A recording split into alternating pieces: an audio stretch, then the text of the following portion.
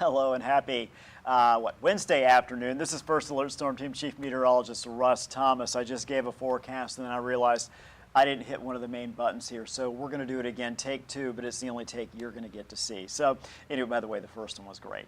Let's go ahead and take a look what we've got here. A couple things I want to talk about. First of all, we're going to talk about the opportunity for some severe weather tomorrow into tomorrow night. Secondly, we are going to talk about what we're expecting for the rest of the forecast period, at least through the weekend into next Monday. What I'd like to do here is pop up our screen here full, and you can see what a beautiful day we have out there. Yes, very warm. Yes, it is muggy out there for sure, but so nice to get that sunshine. Another day we enjoy that blue sky, and notice the lack of smoke as well. That's something that we have been able to enjoy the last couple days.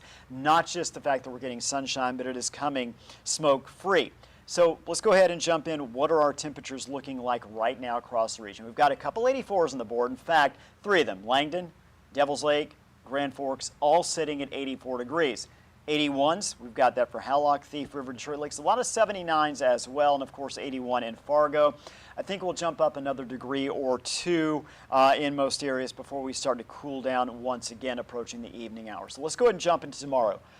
Areas in dark green. This is our marginal risk. Should be getting used to this by now. As many times as this summer as we've been in the dark green or the yellow shade or even the orange with the potential for severe weather. So marginal risk means that's on the low end. You see that very light shade of green west of Devil's Lake, west of Jamestown. That is, we could see some non-severe thunderstorms. Again, when we talk about marginal risk, it is not a definitive we're going to see it. However, there is that chance, and I would not at all be surprised if we do see a severe thunderstorm or two tomorrow. So should we see one, what are we looking at?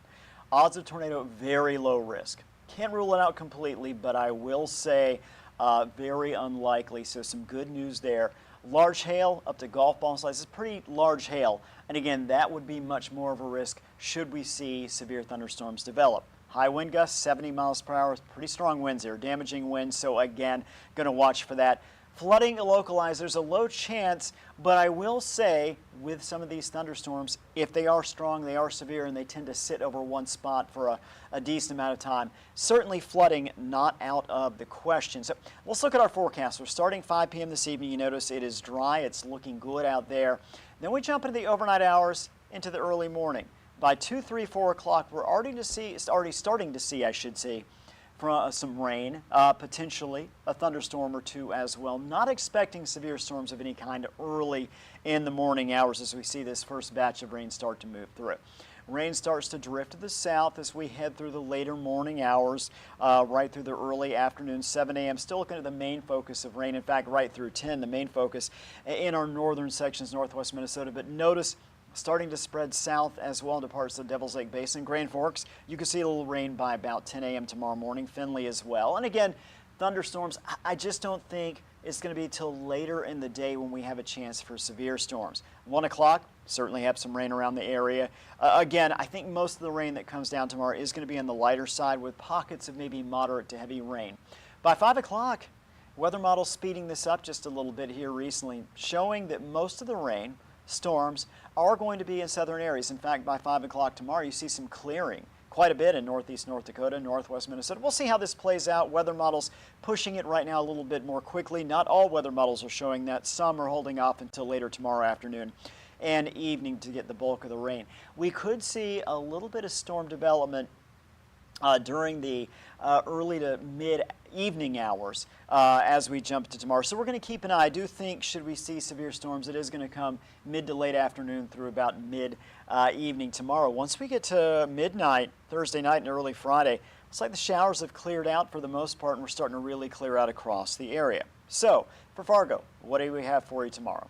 It's going to be another warm day, despite some of the cloud cover. In fact, it's going to be pretty cloudy at times. Even with that chance of showers and storms, we're still looking at temperatures in the low to mid-80s during the afternoon, and it is going to be muggy. So one more of those very warm, muggy days.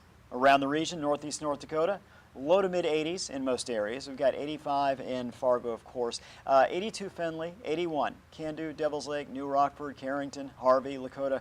Very popular number, 82 in Cavalier. Chance for storms during the afternoon. You see northwest Minnesota. Again, same thing. Upper 70s, low 80s. We push south, Lakes Country, low 80s, mid 80s. Again, that's kind of the story for tomorrow. The humidity The temperatures in the 80s and that chance for rain and storms, especially, let's see, early afternoon through early to mid-evening. Now take a look at this. This is good news here. This is our chances of precipitation over the next 7 days. Thursday during the day and evening hours, widely scattered to scattered showers. Could see again a few isolated storms, some severe. We get to Friday and beyond. Dry, dry, dry, dry, dry.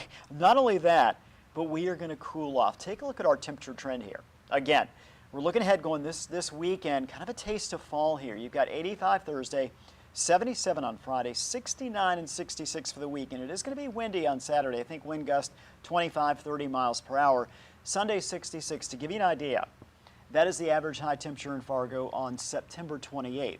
So we're seeing that kind of number over a month before we typically see it. So yes, early fall type temperatures, that goes into Monday as well. So if you're looking forward to drier conditions, you're looking forward to cooler conditions, maybe taking a break from, we've had some heat and humidity here recently, also taking a break from severe storms. Looks like we're going to enter, once we get past our Thursday, Friday, right through it looks like next week and maybe even beyond that, we've got a nice stretch of sunny days, of dry days, and temperatures that are cooler than the norm, especially against Saturday, Sunday, Monday. But even as we jump into the middle of next week, looks like mid-70s, then maybe even dipping back down to the low 70s as we approach later next week and next weekend. So again, a nice way to end the month of August. It looks like we'll begin the month of September kind of in a similar scenario there. So not saying we're done with 80s period. Certainly don't want to say that at this time of year. However, we start approaching end of August, beginning of September.